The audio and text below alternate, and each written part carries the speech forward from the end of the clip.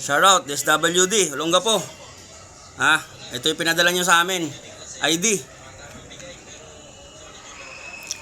Professional license. Ano ba bang kailangan na proof na kami ang mag-claim ng subsidy? Ano bang kailangan? Ano bang dapat namin dalin? Kami yan eh. Kami yan nandiyan sa picture na yan. Dito pa pangalawa, ID namin yan. Anong bibigay namin data sa inyo? Di ba may Xerox kami, sa Xerox namin to. Siyempre, ito yung bibigay namin sa inyo, yung Xerox na ito.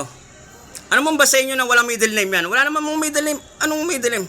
Ang mahirap pa dyan, yung listahan nyo, kasama pa yung namatay na mga driver. Na hindi naman na dapat kasama. Pati patay sinama nyo. Sino mag-claim ng patay na driver? Ito namin dala na namin yan. ID, lisensya. Yung pala ang kailangan nyo pala, dapat pala may police clearance, may NBI clearance, may birth certificate, dapat PSA, tapos may medical pa. Magpapa-x-ray pa kami. Dapat ba ganun? Ang hirap eh. Yung pera mo na ayuda na dapat para sa mga driver na nangangailangan, hindi nyo pa may bigay. Ito na dala-dala namin eh.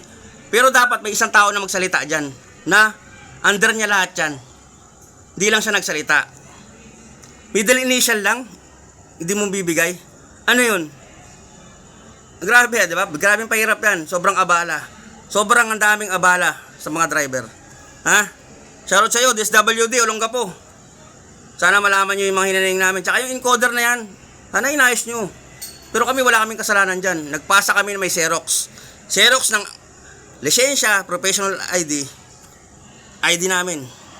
Ano pa bang proof yan para hindi nyo ibigay yung ayuda namin? Sige nga. Kailangan pa ba pati titulo ng bahay dadali namin para kami talaga to? Ganun ba yun?